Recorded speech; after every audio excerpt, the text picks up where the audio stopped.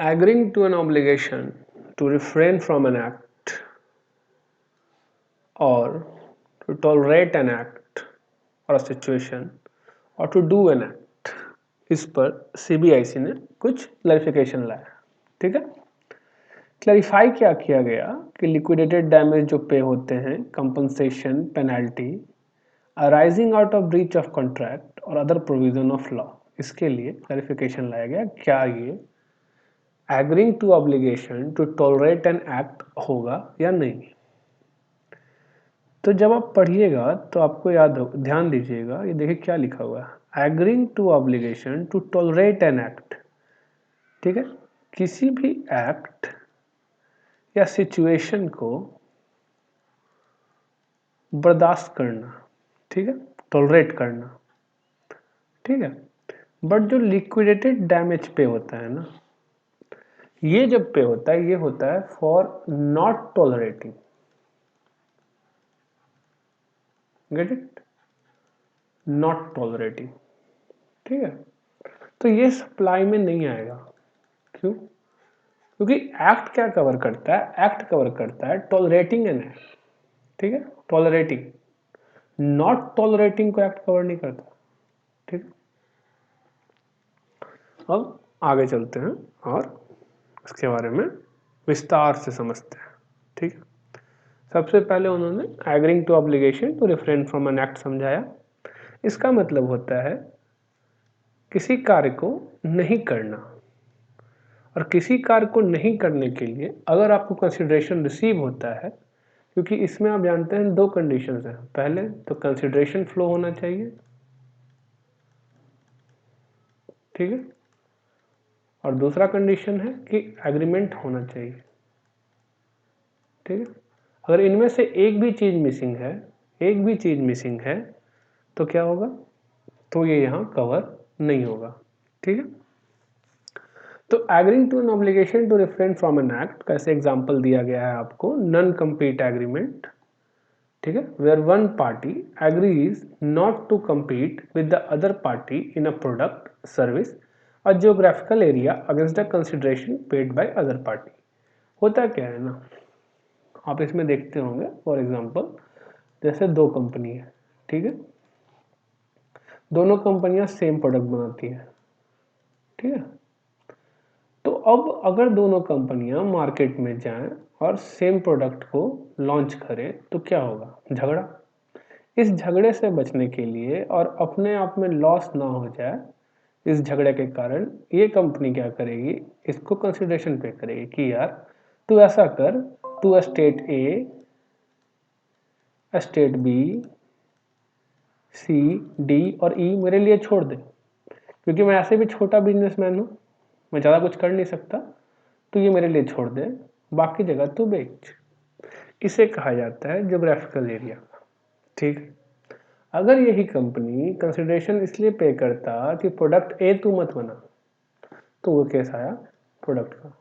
ठीक है, same as service के केस में सर्विस का, मतलब किसी एक्ट को नहीं करने के लिए अगर आपको पैसे दिए जाते हैं और एक एग्रीमेंट एग्जिस्ट करता है, ठीक है, नॉन कम्पीट एग्रीमेंट एग्जिस्ट कर रहा है ना, और कंसिडरेशन भी पे हो रहा है, आया समझ में, समझ गए। तो यही हुआ agreeing to obligation to refrain from an act. ठीक है, किसी कार्य को नहीं करने के लिए अगर आपको पैसे दिए गए और एक एग्रीमेंट एग्जिस्ट करता है तो उसे कंसिडरेशन माना जाएगा।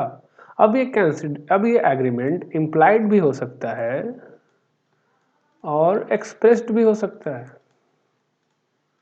ठीक है, जरूरी नहीं है कि लिखा हुआ, अगर इम्प्लाइड एग्रीमेंट है तो भी चलेगा। ठीक है, उसी ऐसा ही सेम एग्जांपल नीचे दिया गया है, आप इसे पढ़ लीजिएगा। इस केस में बिल्डर है, जिसे बोला गया कि और ऊपर तक मत बनाओ, ठीक है, जबकि इसके पास प्रॉपर परमिशन था 10 महले 12 महले बनाने का, लेकिन इसके लिए उसे कंपनसेशन किसने पे किया, नेबरिंग हाउसिंग प्रोजेक्ट जो है। हुआ क्या ना, ये बहुत बड़ा बिल्डिंग बनाने लगा, ठीक है, और यहाँ एक छोटा छोटा घर का प्रोजेक्ट चल रहा था, समझ लीजिए। अब अगर ये बहुत बड़ा बिल्डिंग बनाएगा और ये अगर सूर्य है, तो इसकी जो लाइट आएगी, देखिए अब ये लाइट ब्लॉक हो गया, ठीक है, अब इधर पूरा अंधेरा हो जाएगा। अब इसकी बिल्डिंग की क्या होगी, कॉस्ट घट जाएगी, लोग इसके लिए कम प्राइस पे करने को तैयार होंगे। मैंने कॉस्ट घट जाएगी मतलब कॉस्ट बनाने की कॉस्ट नहीं घटेगी, कॉस्ट बनाने की वही रहेगी, मतलब कॉस्ट करने का सेंस हुआ प्राइस घट जाएगा, ठीक है, क्यों कि सनलाइट नहीं मिलेगा, ठीक है।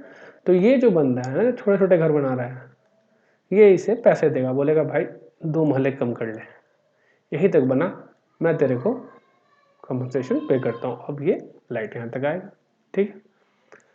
तो इस तरह के एग्रीमेंट को, ठीक है, अगर किया जाए और कंसिडरेशन पे हो, किस लिए, to refrain from an act के लिए, तो क्या होगा वो, समझ गए। ऐसा ही एग्जाम्पल थर्ड यानी 54 नंबर एग्जाम्पल भी है, industrial unit refraining from manufacturing activity during certain hour against an agreed compensation paid by a neighboring school which want to avoid noise during those hours। समझ गए। अब बच्चे पढ़ रहे हैं, हल्ला और मशीनरी चल रही है, बहुत नॉइजेस होते हैं, तो इसलिए कंपनसेशन पे करता है कि भाई साहब आप ये सुबह 6 बजे से लेके 12 बजे तक मत चलाओ, उसके बाद आपको जो करना है करो। तो इसके लिए कंपनी बोलेगी ना, यार मैं मैन्युफैक्चरिंग इस टाइम में नहीं करूँगा तो मुझे रात में करना पड़ेगा, रात में करूँगा तो ओवर टाइम पे करना पड़ेगा, ओवर टाइम पे करना पड़ेगा, लेट नाइट चार्जेस पे करने पड़ेंगे।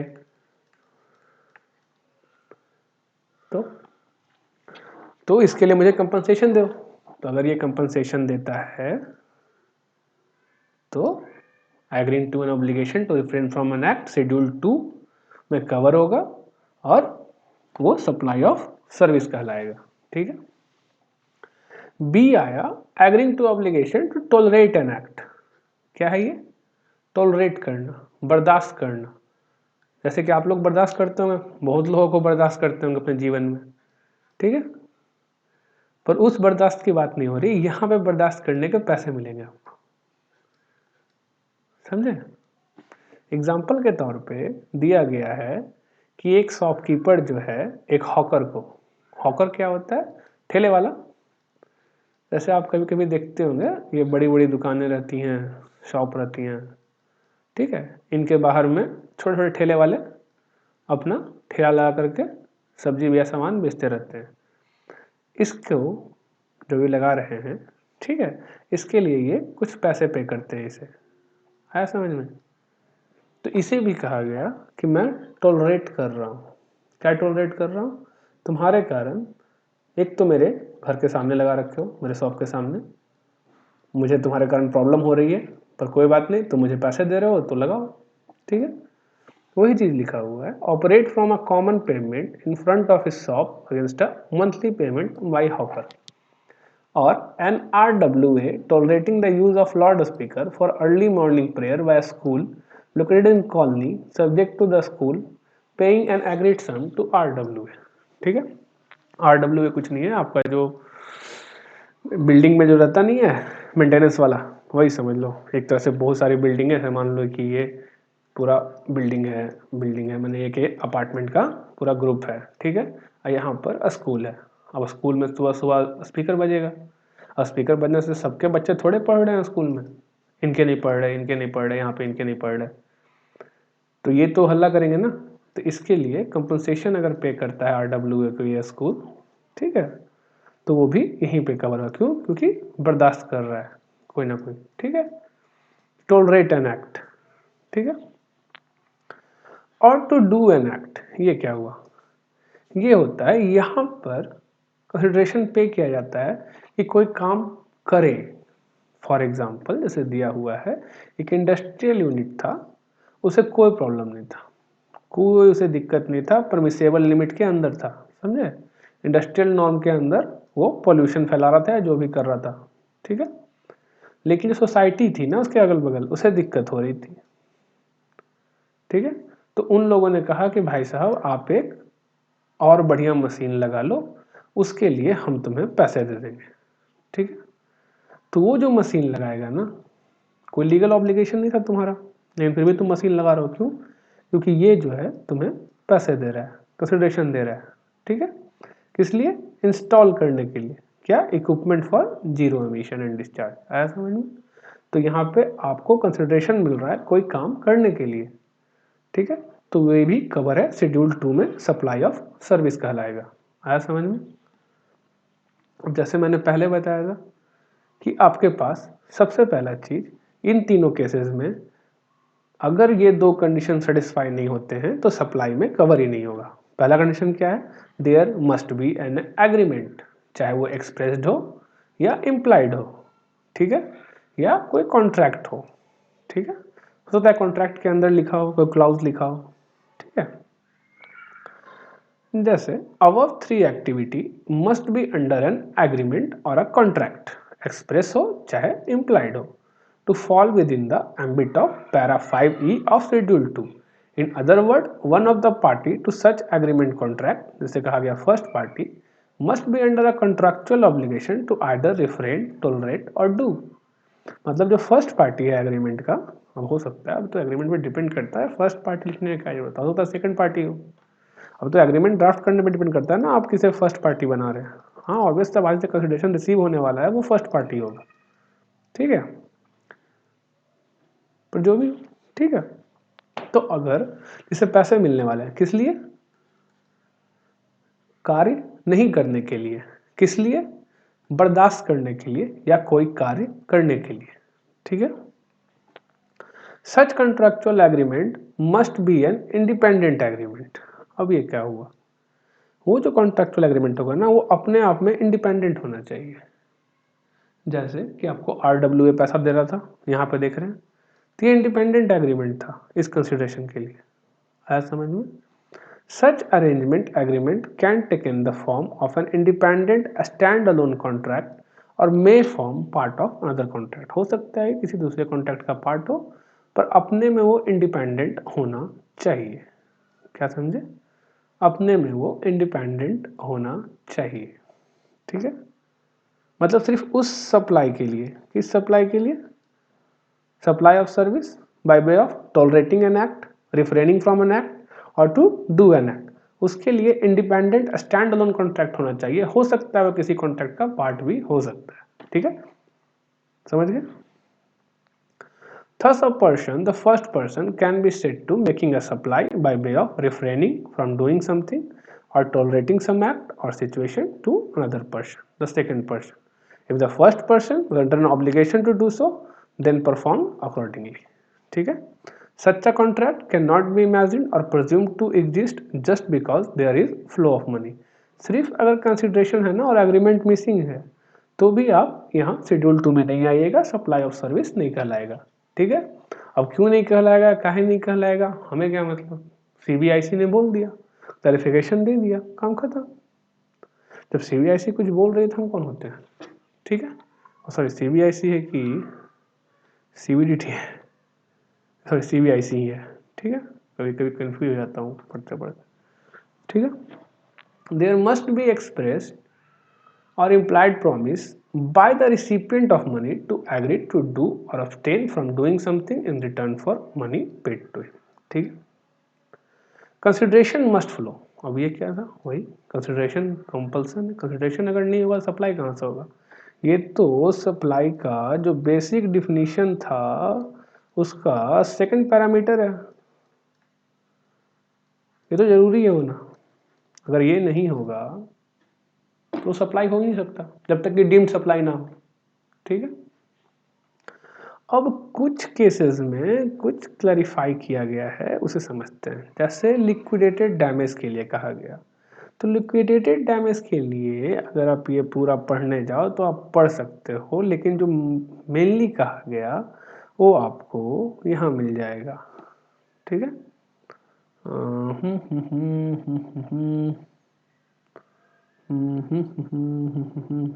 ये देखिए यहाँ से, where the amount paid as liquidated damage is an amount paid only to compensate for injury, loss or damage suffered by the aggrieved party due to breach of contract and there is no agreement expressed or implied by the aggrieved party receiving the liquidated damage to refrain from or tolerate an act or to do anything for the party paying the liquidated damage. कहने का मतलब ये हुआ यहाँ पे कोई agreement नहीं था, ठीक है। क्या एग्रीमेंट नहीं था? एक्सप्रेस और इम्प्लाइड एग्रीमेंट नहीं था। काची का कि एग्रीड पार्टी जो दुखात्मा है, जिसको दुख हुआ है इस लॉस के कारण, जो दुखात्मा है उसको रिसीव होगा लिक्विडेटेड डैमेज। किस कारण से? To refrain from an act, to tolerate an act और टू डू एन एक्ट के लिए, ठीक है।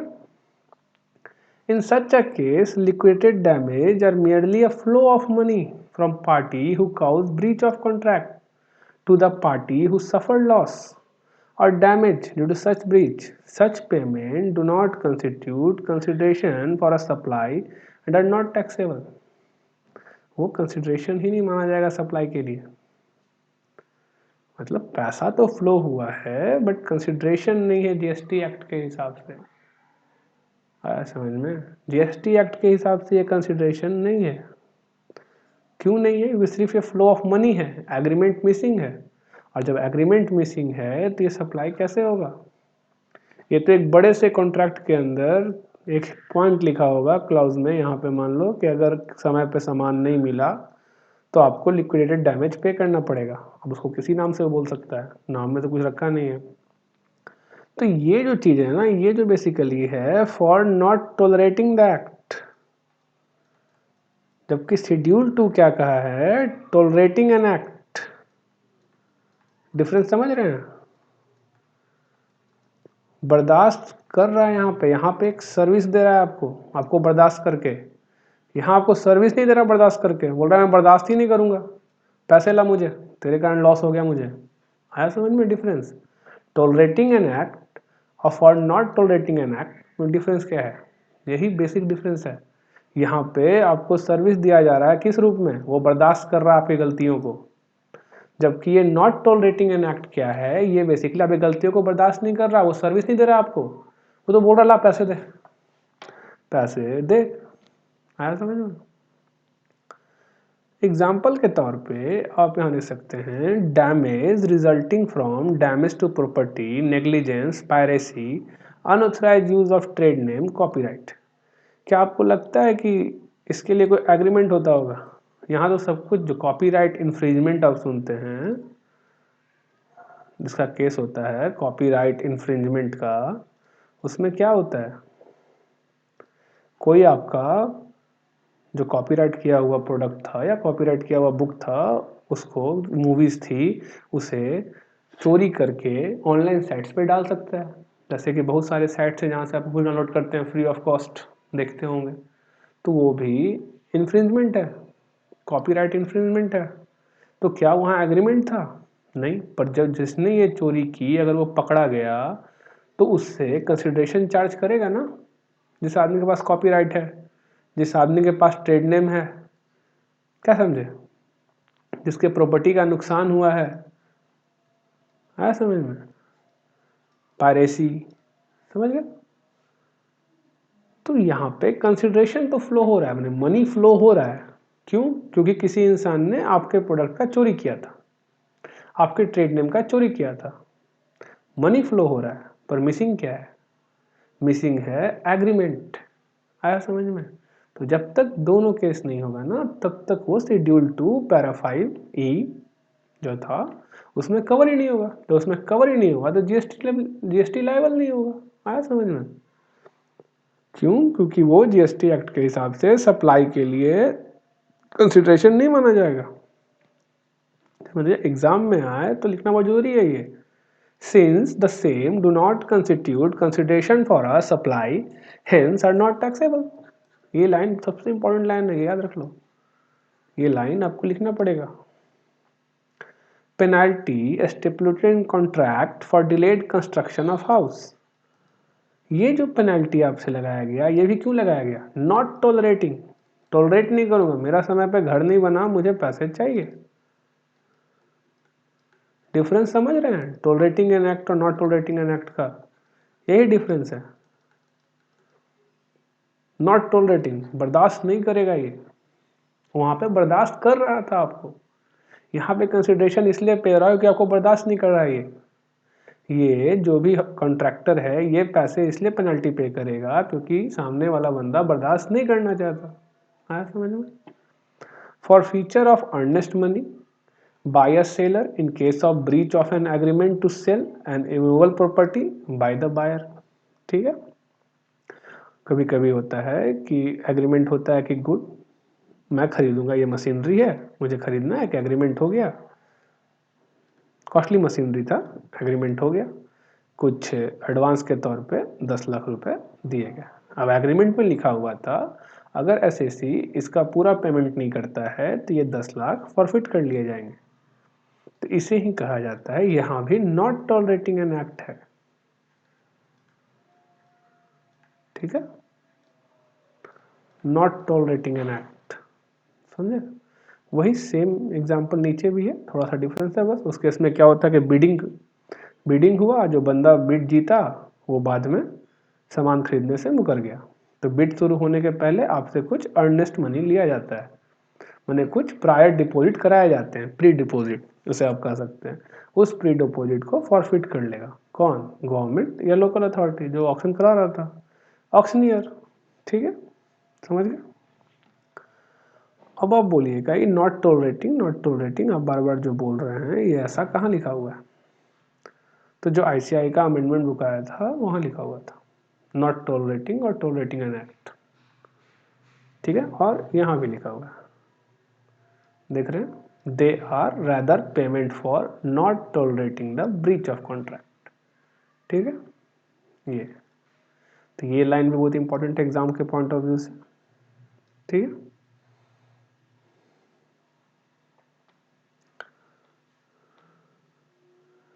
अब the key in such case is to consider whether the impungent payment constitute consideration for another independent contract, envisaging tolerating an act or situation or refraining from doing any act or situation or simply doing an act. If the answer is yes, then it constitutes a supply irrespective of by what name it is called, otherwise it is not a supply।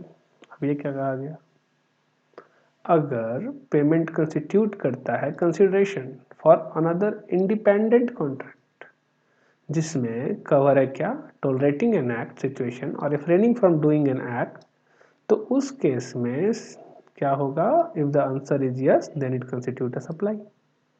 मतलब agreement है, payment क्यों हुआ है? क्योंकि independent contract है। ठीक है, irrespective of by what name it is called, हो सकता है उसे लिक्विडेटेड डैमेज कहा जाए, कोई दिक्कत नहीं। ठीक है, किसी नाम से बुला लो, नाम में क्या रखा है? ठीक है, वैसे नाम में सब कुछ रखा है बट यहाँ पे कहने के लिए नाम में क्या रखा है। अगर सेपरेट एग्रीमेंट है तो किसी नाम से कुछ भी बोल लो, उससे मुझे फर्क नहीं पड़ रहा। अगर सेपरेट एग्रीमेंट है और टॉलरेटिंग एन एक्ट के लिए है, सिचुएशन के लिए है, refraining from doing an act के लिए है, ठीक है, तो फिर आपको सप्लाई माना जाएगा और वो टैक्सेबल होगा। ठीक है, नीचे क्या कहा गया? अगर पेमेंट एक मेयरली एन इवेंट है in the course of performance of the agreement and it does not represent the object as such of the contract, then it cannot be considered consideration। ठीक है, अब ये क्या है तो इसे एग्जांपल से समझते हैं। ठीक है,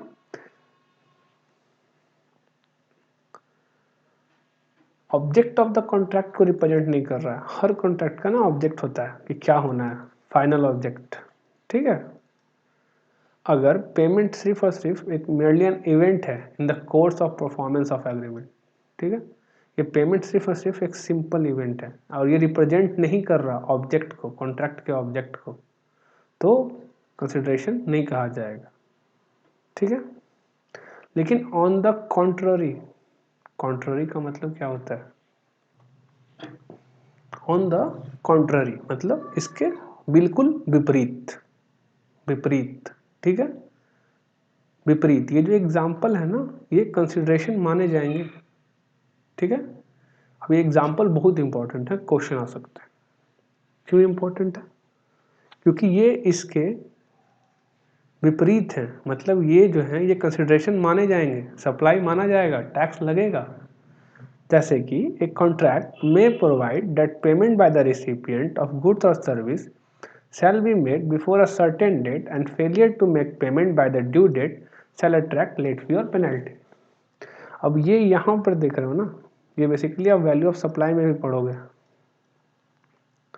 ठीक है।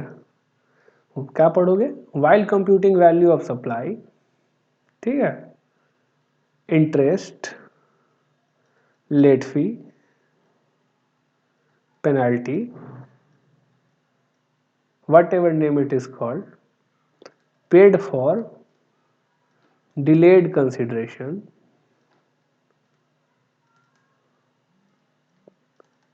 Includable in the value of supply, ठीक है। तो अगर कोई चीज़, ये इंपॉर्टेंट है, अगर delayed consideration, delayed payment of consideration के लिए हो रहा है, ठीक है, अगर ये इंटरेस्ट पेनल्टी किसी और चीज़ के लिए मिल रहा है तब नहीं। अगर सिर्फ कंसिडरेशन के लेट पेमेंट के लिए इंटरेस्ट पेनल्टी चार्ज हो रहा है, पेनल चार्ज लग रहा है, जैसे कि आपको टर्म दिया गया है 30 दिन में पेमेंट करना है आपको अपने क्रेडिट का, ठीक है। मतलब आपने सामान खरीदा और 10,000 का सामान खरीदा और आपको कहा 30 दिन में पेमेंट करना है। अगर 31वां दिन हुआ तो मैं तुमसे 10% पर एनम के रेट से इंटरेस्ट चार्ज करूंगा। ये जो इंटरेस्ट चार्ज किया गया ना, ये फॉर डिलेड कंसिडरेशन के लिए चार्ज किया गया। अगर फॉर डिलेड कंसिडरेशन के लिए इंटरेस्ट चार्ज किया तो वैल्यू ऑफ सप्लाई में इंक्लूड होता है। तब आप सप्लाई का वैल्यू करने के टाइम इसे इंक्लूड करोगे। अदर देन दिस इंक्लूड नहीं होने वाला, ठीक है। आया समझ में? A contract for transport of passenger may stipulate that the ticket amount shall be partly or wholly forfeited if the passenger does not show up। होता ही है, अगर आप नहीं जाते हो तो पार्टली या होली फॉरफिट कर लेता है, खासकर एयर टिकट के केस में ये होता है, ठीक है। या फिर नॉन रिफंडेबल टिकट होता है ना, तो इन केसेस में सेपरेट सप्लाई है। पहला सप्लाई क्या होगा? जब आपने टिकट खरीदा, first supply transportation of passenger. Second supply क्या होगा? कैंसिलेशन ऑफ टिकट, ठीक है, और उस पर भी जीएसटी लगेगा। आया समझ में? अब कोई दिक्कत नहीं है, पहला वाला सप्लाई तो हुआ नहीं तो उसके लिए क्रेडिट नोट इशू हो जाएगा। तो जैसे उसके लिए क्रेडिट नोट इशू होगा तो आपका आईटीसी बढ़ जाएगा, और जैसे ही आईटीसी बढ़ जाएगा आप उस आईटीसी से इसे पे कर देंगे, तो नेट सप्लाई तो वही रह जाएगा आपका। ये तो एक दूसरे को सेट ऑफ कर देगा। नहीं समझे? कहने का मतलब कि जब आपने फर्स्ट सप्लाई किया, जब टिकट बेचा, उस टाइम आपने जीएसटी पे कर दिया, ठीक है, और नेक्स्ट मंथ का फ्लाइट था। अब नेक्स्ट मंथ बंदा बोला मैं नहीं आऊँगा, तो आपने कहा कि ठीक है, तो मैं आपके पैसे काट लूँगा और पूरे के पूरे पैसे काट लूँगा, मान लो 1 मिनट के लिए। तो ये जो सेकंड सप्लाई हुआ वो क्या हुआ? कैंसिलेशन सर्विस, ठीक है। और यहाँ पे क्या होगा? यहाँ जितना पैसा यहाँ पे दिया था, यहाँ जीएसटी लगा, ये तो गवर्नमेंट को पे हो चुका है। अब ये बंदा नहीं लेगा सर्विस, तो हम क्या करेंगे? क्रेडिट नोट इशू करेंगे, और जब हम क्रेडिट नोट इशू करेंगे तो क्या होगा? वापस से मेरा आईटीसी इंक्रीज हो जाएगा उस अमाउंट से, और फिर हम इस सप्लाई के लायबिलिटी को यहाँ से पे ऑफ कर देंगे। तो नेट रिजल्ट क्या होगा? यहाँ प्लस यहाँ माइनस, तो नेट रिजल्ट तो जीरो ही होना है। नहीं समझे? यहाँ से आईटीसी आएगा प्लस, यहाँ वापस जाएगा माइनस, नेट रिजल्ट जीरो। आया समझ में? सप्लाई क्योंकि हुआ ही नहीं एक्चुअल में, समझिए। अब अगर ये पार्टली फॉरफिट करता है तो उस केस में लायबिलिटी बच जाएगा कुछ यहाँ पे। जब पार्टली फॉरफिट करेगा तो क्रेडिट नोट भी तो पार्ट के लिए इशू करेगा ना। जब क्रेडिट नोट पार्ट के लिए इशू करेगा तो आईटीसी भी तो पार्ट के लिए ही आएगा आपके पास वापस ना, पर लायबिलिटी यहाँ पे आप पार्ट के लिए इससे पे ऑफ कर देंगे, और जो पार्ट यहाँ पे ऑफ हुआ था वो पार्ट गवर्नमेंट के पास ही रहेगा, ठीक है, समझ गए? A contract for package tour may stipulate for feature of security deposit in the event of cancellation. Same as it is first example की तरह ही है, फॉरफिट कर लेगा, आप नहीं आ पाए, आप कैंसिल करना चाहते हैं, वही सब चीज। A contract for lease of movable और immovable property may stipulate that the lessee shall not terminate the lease before a certain period, and if he does he will have to pay certain amount.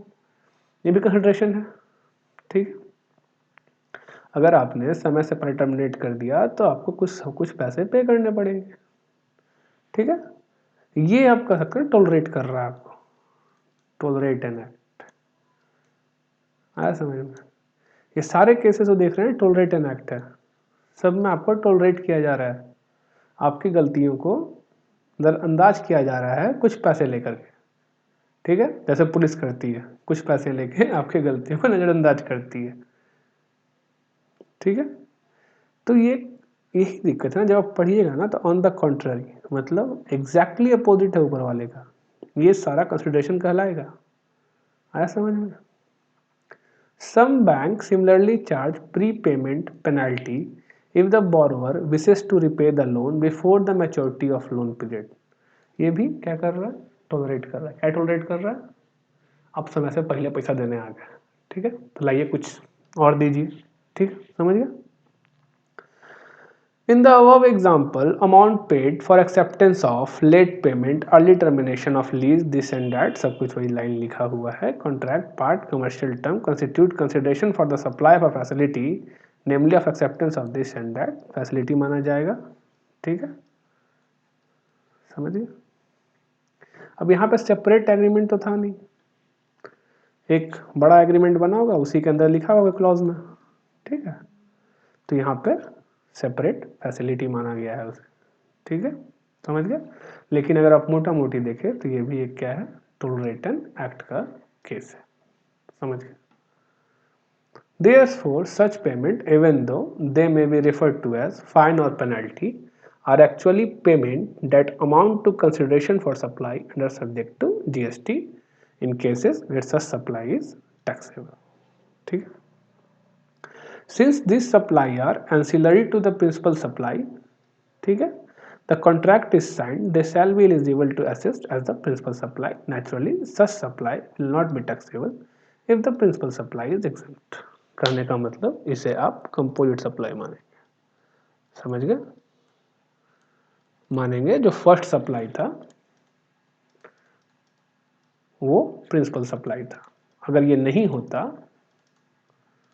तो second supply कहाँ से होता, समझ गए? वही predominant था, अगर ये नहीं होता तो ये कभी हो ही नहीं पाता, जो ऊपर भी एग्जाम्पल पढ़े हमने, ठीक है, फर्स्ट सप्लाई अगर नहीं होता, ठीक है, तो वही कह रहा है कि अगर फर्स्ट सप्लाई एग्जम्प्ट है तो सेकंड सप्लाई भी एग्जम्प्ट माना जाएगा, ठीक है। अब आया चेक डिसऑनर फाइन पेनल्टी, इसे क्या माने हम? तो इसके लिए भी कहा गया, अब पूरा पढ़ने से अच्छा है कि आपको मैं बस बता देता हूँ, आप रीड मार लीजिएगा बाद में, ठीक है। चेक डिसऑनर फाइन और penalty is not a consideration for any service and not taxable. अब ये क्या हुआ, ठीक है, तो वही वाला बात, there is never an implied और एक्सप्रेस ऑफर और willingness on a part of the supplier that he would tolerate, ठीक है, तो ये क्या है? नॉट टॉलरेटिंग एन एक्ट, समझ गए? यही कारण है इसका भी, ठीक है, समझ गए? देखिए वही चीज लिखा हुआ, impose not for tolerating the act और सिचुएशन, ठीक है। Penalty impose for violation of law, ये तो सीधा सीधी, ये तो समझ में ही आ रहा है पहले से ही कि not for tolerating an act है, ठीक है।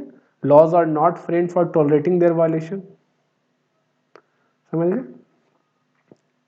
They stipulate penalty not for tolerating violation but for not देखिए not for tolerating, समझे, but for not tolerating, कहने का मतलब they stipulate penalty इसलिए नहीं है ना, इसलिए नहीं है कि मैं बर्दाश्त करूंगा, इसलिए है कि मैं बर्दाश्त नहीं करूंगा, आया समझ में? इसलिए there is no agreement between the government and the violator, सबसे पहला चीज, would be allowed permitted against payment of fine or penalty, there cannot be such an agreement violation of law is never a lawful object, in short वही चीज लिख दिया इसने कि violation of law जो है वो by law rule regulation are not liable to tax, मतलब जीएसटी उस पर नहीं लगेगा, समझ गए? Forfeiture of salary or payment of bond amount in the event of employee leaving the employment before the minimum agreed period, ये क्या है? होता क्या है ना कि आप जब जॉब करने जाओगे तो होता क्या है, आपसे एक बॉन्ड भरवाता है कभी कभी कंपनी, ठीक है, तो बॉन्ड में लिखा रहता है और हो सकता है आपसे कुछ बॉन्ड अमाउंट भी जमा करवाए, ठीक है। अब क्या होता है ना कि अगर आपने सर्टेन टर्म सर्व नहीं किया तो ये बॉन्ड अमाउंट या फिर आपका सैलरी फॉरफिट कर लेगा। ठीक है, हो सकता है आपका लास्ट महीना का सैलरी पे करना बाकी हो, आपको नहीं पे करे, समझिए। तो ये लिखा रहता है एग्रीमेंट में। तो इसे क्या कहा जाए, क्या इसे भी टॉलरेटिंग एन एक्ट कहा जाए या नॉट टॉलरेटिंग एन एक्ट कहा जाए? ठीक है, तो कहा गया वही सेम चीज, such amount recovered by the employer are not taxable as consideration for the service of agreeing tolerate an act और सिचुएशन। ये भी सेम उसी लाइन पे है, ये नॉट टॉलरेटिंग एन एक्ट है, मतलब एम्प्लॉय छोड़ के भागेगा तो मैं बर्दाश्त नहीं करूंगा। आया समझ में? वही सेम लाइन है सब पे सब पे। लेट पेमेंट सरचार्ज और फी, अब ये क्या है? तो आप देखते होंगे लेट पेमेंट भी एक्सेप्ट करता है, interest, late fee, fine, penalty accept करता है, एमसीए के साइड पे एक्सेप्ट करता है, याद नहीं है? लेट पेमेंट करके आपका एक्सेप्ट कर लेता है फॉर्म, एमडीटी 7 है, एओसी 4, ठीक है। तो इसके लिए भी वही कहा गया, क्या कहा गया? Even if this service is described as a service of tolerating the act of late payment, it is an ancillary supply naturally bundled and supplied in conjunction with the principal supply and therefore should be assessed as the principal supply since it is ancillary to and naturally bundled with the principal supply such as electricity, water, telecommunication, cooking, gas, insurance, etc. It should be assessed at the same rate as the principal supply. ठीक है? ओ, इसमें थोड़ा difference कहा गया, इसमें कहा गया almost all service provided across the world provide the facility of accepting late payment with late fine or penalty। तो यहाँ पे टोलरेट कर रहा है, क्या टोलरेट कर रहा है कि आप अगर लेट फी पे कर दोगे ना तो मैं आपका लेट पेमेंट एक्सेप्ट कर लूँगा। क्या समझे? आया समझ में? तो ये जो एक्सेप्ट कर रहा है लेट पेमेंट ना, अगर आप लेट फी पे कर दोगे तो ये कंसिडरेशन है किस लिए? For tolerating an act. ठीक है, तो यहाँ पर सप्लाई होगा, समझ गए? पर यही चीज आप ऊपर जो पढ़े हैं उसके लिए नहीं कर सकते, चेक डिसऑनर, फाइन और पेनल्टी। ठीक है, क्योंकि वहां पे नॉट टॉलरेटिंग एन एक्ट था। ठीक है, अब फिक्स्ड चार्ज फॉर पावर, अब आपने अपने बिजली बिल में देखा होगा कि यहाँ पर चार्जेस लिखे रहते हैं। ठीक है, सब कुछ लिखा रहता है, यहाँ पर एक fixed charge 10 rupees per day के हिसाब से 150 रुपया अगर 4 किलोवाट का आपका लोड है तो। ठीक है, तो ये जो फिक्स चार्ज है ना, इसके लिए पूछा गया, क्या पूछा गया? The price charge for electricity by the power generating company from the state electricity board, ठीक है, and a variable per unit charge, देख रहे हैं, या वेरिएबल पर यूनिट चार्ज जो चार्ज किया जाता है, ठीक है, उसके लिए दो कंपोनेंट है। पहला, डिस्कॉम और biosphere for individual customer has two component, एक तो मिनिमम फिक्स्ड चार्ज और एक variable per unit charge. The fact that minimum fixed charge remain the same whether the electricity is consumed और नॉट। अब ये 150 रुपया तो आपको हमेशा लगता है, ठीक है, और it is scheduled consumed below the contracted, हो सकता है आप कम भी यूज करो ज़्यादा यूज करो फर्क नहीं पड़ रहा, ये 150 रुपये तो लगने ही लगने थे। ठीक है, does not mean that minimum fixed charge or part of its charge for tolerating the act of not scheduling or consuming the minimum the contracted or available capacity or minimum threshold। कहा गया इसको ऐसा ना मानिए ना कि 150 रुपये charge हो रहा है, ये इसलिए चार्ज हो रहा है, ये जो चार्ज हो रहा है ये इसका चार्ज है कि आपने जो आपको शेड्यूल दिया गया था कि आप कम से कम 200 यूनिट उठाने हैं, आप 200 यूनिट उठाओ चाहे नहीं 150 रुपये लगेंगे। तो ये जो 200 यूनिट है अगर इससे कम भी यूज करोगे तो ऐसा ना मान लेना कि टॉलरेटिंग एन एक्ट के लिए ये 150 रुपये टॉलरेटिंग एन एक्ट के लिए, क्योंकि अगर आप 250 यूनिट भी चार्ज उठाते ना फिर भी ये 150 लगता। क्या समझे? ये दोनों केस में लग रहा है। ठीक है, both the component of the price, the minimum fixed charge, capacity charge and the variable energy charge are charged for sale of electricity and are thus not taxable कि exempt है। ठीक है, तो fixed charge plus variable charge दोनों का दोनों exempt है। क्या है? एग्जम्प्ट है, जब कोई चीज़ एग्जम्प्ट है और टैक्स नहीं लगेगा, काम खत्म। टैक्सेबल है बट एग्जम्पशन लिस्ट में कवर है, इसलिए एग्जम्प्ट है। ठीक है, ये टोलरेटिंग एंड एक्ट में ना कवर किया जाए, इसे सिंपल कवर किया जाए। ये क्लैरिफिकेशन क्या था ना कि इसे कोई टोलरेटिंग एंड एक्ट ना समझ ले ये 150 रुपये को। ठीक है, ये नॉर्मल सप्लाई में है, आया समझ में। अब ये कैंसिलेशन चार्जेस, ठीक है, अब कैंसिलेशन चार्जेस में क्लैरिफिकेशन कुछ दिया गया और इसको पूरा पढ़ने के बजाय हम, ठीक है, यहाँ से देखते हैं, यहाँ से आप समझ जाइएगा। Forfeiture of earnest money by a seller in case of breach of an agreement to sell an able property by the buyer or such forfeiture by government or local authority in the event of successful bidder failing to act after winning the bid, ये सब सारा case हमने पढ़ा था ऊपर, is merely a flow of money as the buyer or the successful bidder does not get anything in return of such forfeiture of earnest money। ठीक है, forfeiture of earnest money is stipulated in such cases not as consideration for tolerating the breach of contract, but as a compensation for the losses suffered and as a penalty for discouraging the non-serious buyer or bidder. Such payment being merely flow of money and are not consideration and are not taxable. But जो हमारा ये वाला case है, forfeiture वाला case, जहाँ पे पैसे काट लिए जाते हैं, अभी ऊपर हमने पढ़ा भी था, फॉरफिट कर लेता है, जो कंडीशन हमने पढ़ रहे थे, एग्जाम्पल्स जो पढ़ रहे थे, याद आया जो मैंने आपको बताया था। जैसे एग्जाम्पल यहाँ भी दिया, cancellation charge for railway ticket, इसके भी जीएसटी अट्रैक्ट होता है, लेकिन बात क्या है कि फर्स्ट क्लास से बस लगता है, स्लीपर क्लास के टिकट पे कोई जीएसटी नहीं होता। ठीक है, तो वो एग्जम्प्ट होता है बेसिकली, इसलिए। ठीक है, तो ऐसा ही सिमिलर एयर टिकट में होता है। मैंने वो समझाया था कि एयर टिकट में क्या होता है, अगर इसने आपको पूरा का पूरा फॉरफिट कर लिया तो सेम क्रेडिट नोट इशू करेगा और फिर एक सप्लाई दिखाएगा, क्या, कैंसिलेशन। ठीक है, service by way of cancellation of ticket. ठीक है, और उसको इससे सेट ऑफ कर लेगा। अब अगर पार्टली फॉरफिट किया तो पार्टली क्रेडिट नोट इशू करेगा पार्टली अमाउंट के लिए, और ये भी उसी अमाउंट का। समझ गए, आगे समझ में? नहीं, यहाँ पे एक शायद गलती हो रहा है मुझसे। अगर पूरा वापस लिया तो यहाँ सेकंड सप्लाई होगा, क्रेडिट नोट पूरे अमाउंट के लिए इशू होगा। ठीक है, क्रेडिट नोट पूरे अमाउंट के लिए इशू होगा। ये जो सप्लाई है ना वो पार्ट के लिए जाएगा। फॉर एग्जांपल 10,000 का टिकट था।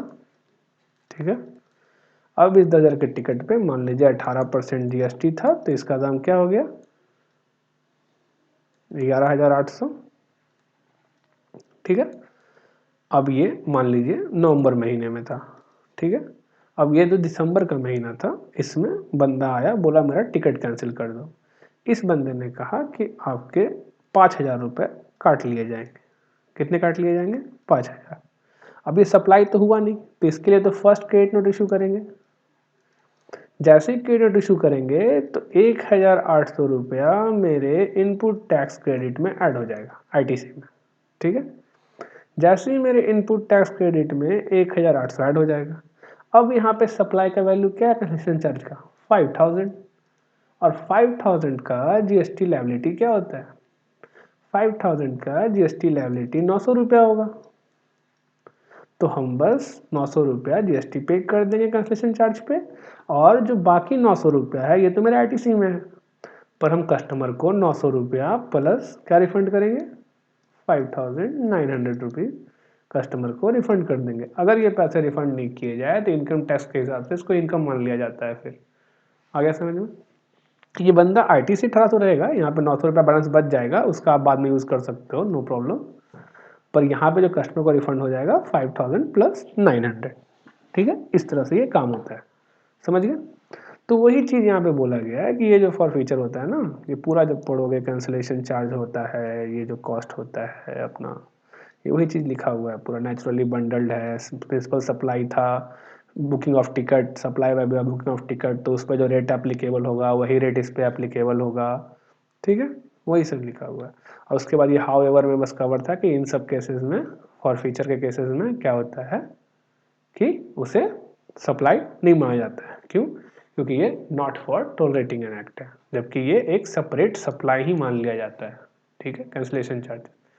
बट ये चेक डिसऑनर और ये सब इसमें कवर्ड नहीं होते हैं। ठीक है,